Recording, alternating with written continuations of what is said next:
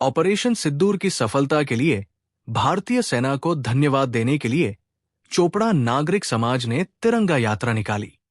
बुधवार दोपहर को कालागज अलोरोनी फील्ड परिसर से तिरंगा यात्रा शुरू हुई, जो चोपड़ा बाजार से राष्ट्रीय राजमार्ग से होते हुए चोपड़ा बस स्टैंड पर जाकर समाप्त हुई। इस अवसर पर भाजपा नेता सुबोध सरकार, साजन राम सिंह, मिहिर दास शंकर, अधिकारी सहित अन्य लोग मौजूद थे। आयोजकों ने कहा कि भारतीय सेना की सफलता पर भारतीय सेना के सम्मान में उन लोगों ने तिरंगा यात्रा निकाली है। 22 एप्रिल 2025 पहलगामे जो सन्त्रासी हमला है, पाकिस्तानेर तरफ থেকে যে হামলা করা হয়, সে হামলার প্রতিবাদে এই র্যালি আজকে।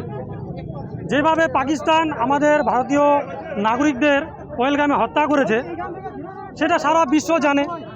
তারপরে আমাদের ভারতীয় সেনাবাহিনী যে আমাদের মা বোনের যে সিঁদুর মুছে দিয়েছে, সেই প্রতিবাদে একটা অপারেশন সিঁদুর একটা অভিযান চালায়।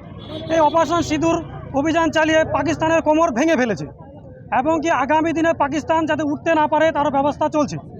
তা আমি ভারতীয় সেনাবাহিনীকে অভিনন্দন জানাবো এবং কি আমাদের এই নাগরিক সমাজে প্রত্যেকটি কর্মীবৃন্দদের যারা যারা এখানে অংশগ্রহণ করেছে তাদেরকেও ধন্যবাদ এবং কি মা বোনদেরও ধন্যবাদ, যারা বিভিন্ন দূর থেকে এই রোদে কষ্টে যারা এই মিছিলে অংশগ্রহণ করছে তাদেরকে আমি ধন্যবাদ জ্ঞাপন করছি এবং কি আমাদের ভারতের প্রধানমন্ত্রী যশস্বী শ্রী নরেন্দ্র দাস দামোদর মোদী, ওনাকেও আমরা ধন্যবাদ জ্ঞাপন করব।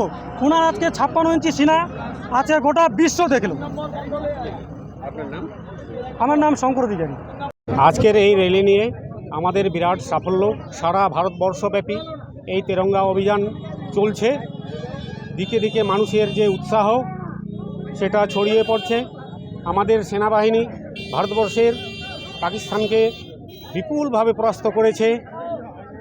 এর জন্য পাকিস্তান যে সন্ত্রাস ঘাঁটিগুলো ছিল সেগুলোকে ধ্বংস করেছে। আর ভারতের নাগরিক এতে আনন্দ পেয়েছে। তার জন্য যারা মারা গেছে ওখানে 26 জন যে ওখানে পর্যটক ছিল পেহেলগাঁয়ে, ওখানে বেছে বেছে হিন্দু ধর্মাবলম্বীদের শ্যুট করে মেরেছে।